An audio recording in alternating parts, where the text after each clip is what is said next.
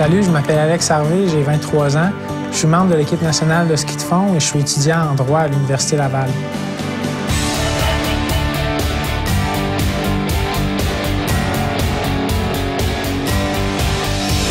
Les Jeux olympiques, je regardais ça à la télévision, autant l'été, l'hiver. J'avais un des voisins, Guido Visser, qui est allé aux Jeux olympiques en 98 en ski de fond. Puis c'était un des idoles, puis c'était mon idole de jeunesse. Donc j'ai toujours rêvé d'y aller.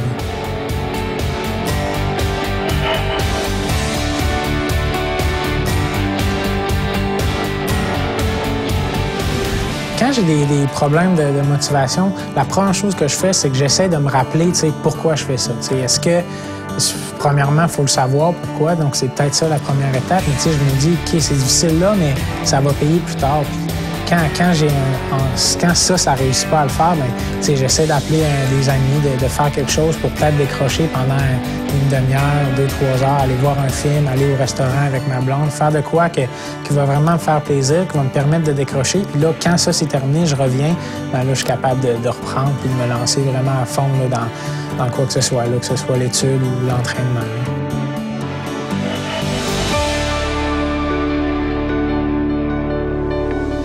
C'est sûr que j'aurais pu penser à laisser tomber les études. Mes coéquipiers sur l'équipe nationale dans l'Ouest canadien, eux, ils vont pas à l'école, puis ça a toujours été comme ça pour eux. Donc, moi, je veux avoir une belle carrière d'athlète, mais une belle carrière professionnelle plus tard. Je veux avoir une famille, des enfants. Donc, c'est pas en étant un champion en ski de fond que je vais pouvoir faire vivre ces enfants-là. Donc, c'est pas compliqué pour moi après ça de retrouver la motivation dans les études.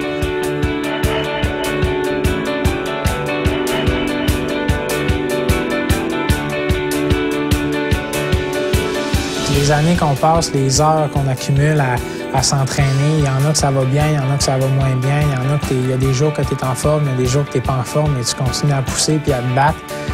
Ça vaut la peine une fois que tu vois que tu as été capable finalement de repousser ta limite puis de devenir le meilleur au monde. Je veux dire, il n'y a rien qui peut égaler ça. Là. Donc c'est assez, là, après ça, c'est pas difficile de retrouver la motivation.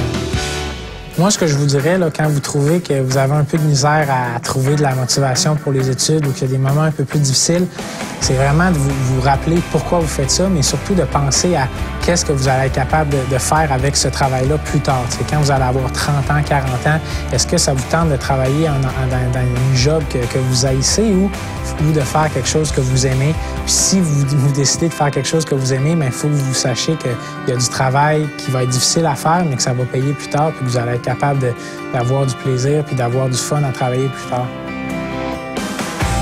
Viens faire un tour sur le site persévérancecapital.ca. Puis surtout, lâche pas.